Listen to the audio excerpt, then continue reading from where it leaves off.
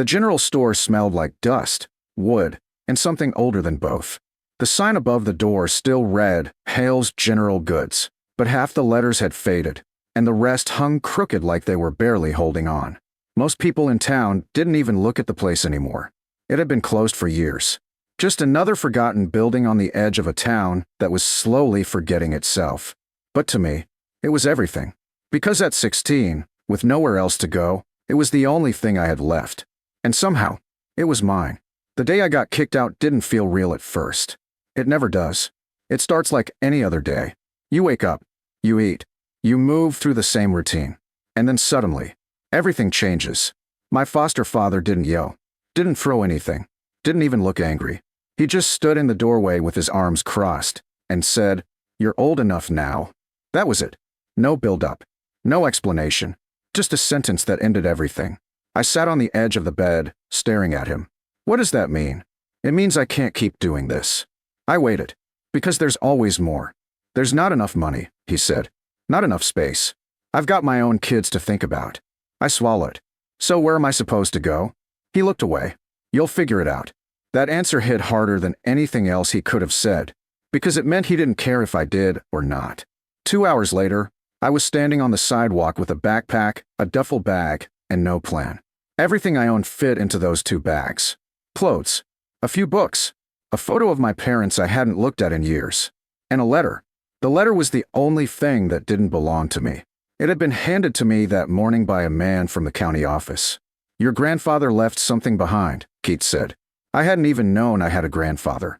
But apparently, he had died months earlier. And somehow, he had left something for me.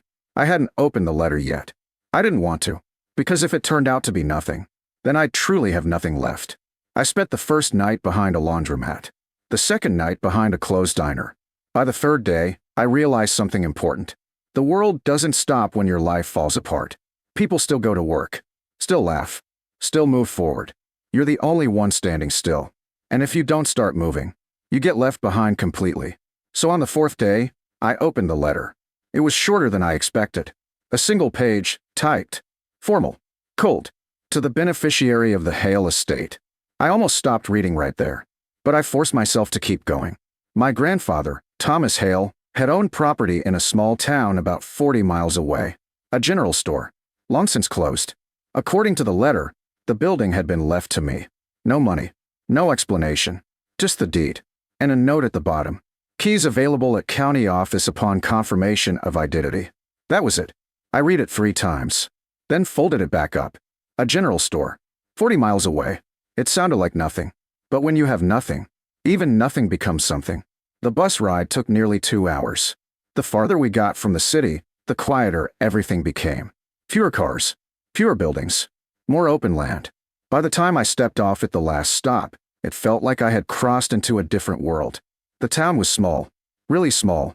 One main road, a handful of shops, a gas station, and a row of old buildings that looked like they hadn't changed in decades. The general store sat at the far end of the street. Even from a distance, I could tell it was mine, because it looked exactly like I felt. Worn out, forgotten, barely holding together. The county office was just down the road. The clerk barely looked up when I walked in. Name, Evan Hale. She pulled a small envelope from a drawer and slid it across the desk. Your grandfather's place. Inside were 2 keys. Old, heavy, and cold. The front door of the store stuck when I tried to open it. It took both hands and a hard shove to get it to move. When it finally did, a cloud of dust burst into the air. The smell hit me immediately. Old wood. Rot. Something trapped in time. I stepped inside slowly. The floor creaked under my weight. Shelves lined the walls, most of them empty. A few still held forgotten items. Old cans, broken tools, faded boxes. Sunlight filtered through the dirty front windows, casting long beams across the floor. The place felt frozen, like no one had touched it in years. I set my bag down near the counter. This is it, I muttered to myself. This was my inheritance. A dead store in a dying town. The first night was cold. I slept behind the counter using my jacket as a blanket. Every sound felt louder in the empty building. Every creak, every shift of wood. But it was still better than the streets. Because at least here, the walls were mine. The next few days were about survival. I cleaned what I could, swept the floor, Opened the windows to let in fresh air. Sorted through what little inventory remained. There wasn't much, but there was enough space to imagine something better. The store wasn't completely broken. It just needed work. A lot of it. And for the first time since being kicked out, I had something to work toward. The discovery happened on the 5th day.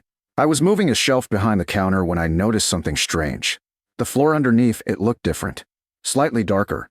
Worn in a way that didn't match the rest of the boards. I crouched down and tapped it. The sound echoed. Hollow. I froze. Tapped again. Same sound. Different from the rest of the floor. My heart started beating faster. Because I had seen this before. Not in real life, but in stories. Hidden spaces. Secret rooms. Things people leave behind. I grabbed a crowbar from the back room and wedged it between the boards. The wood resisted at first, then gave. The plank lifted slowly, revealing darkness underneath. Not just empty space. A structure. I pulled another board loose. And another. Until a square opening appeared beneath the floor. Concrete walls. A ladder. And below that, shelves. Full shelves. Packed with something I couldn't quite make out in the dim light. I grabbed the flashlight from my bag and shined it down. Rows of crates.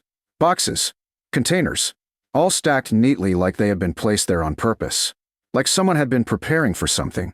My breath caught in my throat. Because suddenly, that dusty, worthless general store didn't feel worthless anymore. And whatever was hidden beneath it was about to change everything. For a long moment, I just stood there. The floorboards were pulled back, the opening exposed, and the beam from my flashlight stretched down into the darkness below. It didn't feel like I had discovered something. It felt like I had uncovered something that had been waiting for years, maybe decades, waiting for someone to finally look down instead of just walking over it. I swallowed hard and adjusted my grip on the flashlight. Then I stepped onto the ladder. The air changed as I descended. Cooler. Still, not stale like the store above, but preserved, like the room had been sealed off from time. My boots touched concrete. The sound echoed softly across the space. I moved the flashlight slowly from side to side. The room was larger than I expected, at least the size of the entire front half of the store. Concrete walls reinforced with steel beams. Shelves running along every side. And stacked across those shelves. Crates. Dozens of them. All labeled. All organized. All untouched. My heart started racing. This wasn't random storage. This was deliberate. Carefully planned. Carefully built. I reached for the nearest crate and pried it open. Inside were sealed packages of food. Long-term storage meals. The kind designed to last for years. I grabbed one and checked the date. Still good. Still usable. Still valuable. I opened another crate. Medical supplies. Bandages. Antibiotics. Emergency kits. Another crate. Water filtration systems. Portable pumps. Spare parts. I turned slowly in the middle of the room. Whoever built this hadn't just hidden supplies. They had built a system. A full survival cache. Right beneath a general store. Right beneath the place everyone walked past without a second thought. I heard movement above me. Then Emma's voice. Evan. I looked up. Her face appeared in the opening. You okay? Yeah. What is it? I hesitated for a second. Then said the only thing that made sense. You need to come down here. She climbed down carefully, one step at a time. When her feet touched the ground, she froze. What is this? Exactly what it looks like. She walked forward slowly, turning in a circle. No way. Her voice dropped to a whisper.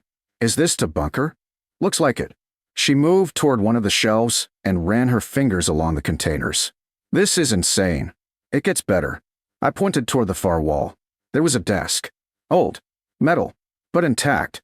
And on top of it, a thick journal. Emma picked it up. Please tell me there's an explanation in here. Only one way to find out. She opened it carefully. The pages were yellowed, but the handwriting was clear. Neat. Precise. The kind of writing you expect from someone who planned things. The first page had a name. Thomas Hale. My grandfather. Emma looked at me. This is him. I nodded slowly. Yeah. She started reading out loud. 1978. Store inventory stable. Supply chains unreliable during winter months. She flipped to the next page. 1979. 3-week storm cut off deliveries. Town ran out of essentials. Another page. 1980. Began construction beneath the store. Contingency planning. Emma stopped. Then looked up at me. He built this. I felt something tighten in my chest. keep reading. The journal told the story piece by piece. My grandfather hadn't just been a store owner. He had been a planner. A man who didn't trust systems that could fail, especially in a place like this town. Isolated, dependent on supply routes that could disappear overnight. After a series of brutal winters and failed deliveries, he had made a decision. If the town couldn't rely on the outside world, then it needed something inside it. Something reliable. Something hidden. So he built it. A bunker beneath the store, stocked with food, water, medical supplies. Everything needed to keep people alive if the town ever got cut off again. Emma flipped through more pages. He kept adding to it for years. Yeah, everything's labeled, organized, rotated. She paused on one page. Listen to this. She read slowly. If the store fails, the bunker remains. If the town forgets, the supplies remain. If someone finds this, make sure it serves its purpose. The room went quiet. I stared at the shelves, at the crates, at everything my grandfather had built. Not for himself, not for profit, for survival, for people. Emma closed the journal slowly. So what now? I didn't answer right away, because I already knew the truth. This wasn't just something we had found. This was something we had inherited. A responsibility. The next few days were different. Everything changed. The store above was no longer just a place to sleep. It became the surface, the cover, the visible part of something much bigger underneath. We cleaned the bunker first, wiped down shelves, checked expiration dates, organized supplies. Everything was still in incredible condition. My grandfather had built it to last. Emma worked through the inventory carefully. We could live off this for months. Probably longer. She looked up at me. You thinking what I'm thinking? That this changes everything? Yeah, it did. Because suddenly we weren't just surviving day to day. We had time, resources, options. And for the first time since being kicked out, we weren't at the mercy of everything else. The store slowly came back to life. We cleaned the front area, repaired broken shelves, sorted through old inventory, and then we started adding to it. Small things at first. Basic supplies, canned goods, tools, whatever we could find cheap or trade for. People in town noticed. At first, it was just looks. Curious glances as they passed by. Then one afternoon, an older man walked in. You running this place now? I nodded. Yeah. He looked around. Didn't think I'd ever see this store open again. Neither did I. He picked up a can from the shelf. You got more in the back. I hesitated for half a second, then said, yeah. He smiled. Good. Word spread slowly. Then quickly, the old general store was open again. And somehow, it always had what people needed. Not everything, but enough. During supply shortages, during delays, during bad weather, people started coming here instead of waiting for deliveries. And we always had something to offer. Because beneath the store, the bunker was still there, still full, still working exactly as it was meant to. Emma leaned against the counter one evening as we closed up. You realize what we're doing, right? What? We're running the store the way he intended. I looked around. The shelves, the customers, the quiet hum of something working again. Yeah. She smiled slightly. Not bad for getting kicked out. But the real test hadn't come yet. Because the system my grandfather built hadn't been tested in years. And systems like that only prove themselves when everything else fails. The radio crackled to life 3 weeks later. Emergency broadcast. Weather warning. A storm system moving in from the mountains. Stronger than expected. Heavier than usual. The kind of storm that didn't just inconvenience people. The kind that shuts everything down. Emma looked at me. This might be it. Yeah. The real test. The reason the bunker existed in the first place. And for the first time, I understood exactly what my grandfather had built. Not just a hidden room. Not just supplies. A fallback. A safety net. A second chance for when everything else stopped working. And something told me. We were about to find out just how much it mattered. The storm didn't arrive all at once. It crept in slowly. The kind of storm that doesn't look dangerous at first. Just heavy clouds rolling over the mountains. A drop in temperature. A steady wind that feels colder than it should. By the time most people realized what was happening, it was already too late. The radio warned us early. Severe winter system expected to stall over the valley. Supply routes likely to be disrupted. Residents advised to prepare for extended isolation. Emma stood behind the counter, arms crossed. That sounds bad. It is. How bad? I looked out the front window. The sky had turned a dull gray, The kind that swallows sunlight instead of reflecting it. Bad enough. We didn't wait. That was the difference. Most people wait. They assume things will pass. That someone else will fix it. But I had read the journal. I knew exactly what storms like this could do. So we prepared. The first thing we did was secure the store. Boarded up the weaker windows. Reinforced the door. Cleared the front area so people could move inside easily if they needed to. Then we went below. The bunker felt different now. Not just a hidden space. A system. A plan. Emma stood in the middle of the room with the journal open. Food supplies are good, she said. Water system is working. Medical kits are stocked. I checked the generator. Still running smoothly. Fuel levels were solid. This place can handle a lot of people. Emma looked at the shelves. How many? I thought about it. 20, maybe 30 if we stretch it. She nodded slowly. Okay. Then she looked at me. You think people are actually going to come? I didn't answer right away. Because I already knew. They will. The storm hit that night. Hard. Wind slammed into the store like something trying to tear it apart. Snow followed quickly. Thick. Heavy. Relentless. Within hours, the streets outside disappeared under white. The town lights flickered once. Twice. Then went out completely. Darkness swallowed everything. Except the store. We had power. The generator hummed steadily beneath the floor. Lights glowed softly across the shelves. Heat filled the space. And for the first time, the general store felt alive. The first knock came just after midnight. 3 sharp hits against the front door. Emma looked at me. That was fast. I opened the door carefully. A man stood outside, covered in snow. Face pale. Shivering. My car broke down, he said. I've been walking for over an hour. I stepped aside. Come in. By morning, there were 5 people. By afternoon, 10. By the second day, more than 20. Families. Travelers. People from nearby homes that had lost heat. Everyone with the same story. Stranded. Cold. Out of options. And somehow, they all found their way to the same place. The store couldn't hold everyone. But the bunker could. We moved them below in groups. Set up sleeping areas. Organized food distribution. Emma handled the supplies. I managed the flow of people. No panic. No chaos. Just quiet efficiency. Because everything had already been planned. Decades earlier. By a man who knew exactly how this would happen. On the 3rd day, the storm got worse. Winds howled through the empty streets. Snow piled against the building, completely burying the lower windows.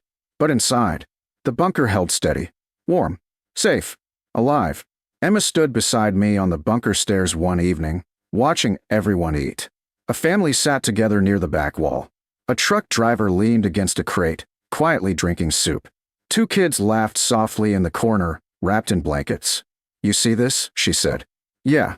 This is what he built it for. I nodded. Every shelf. Every crate. Every detail. It all led to this moment.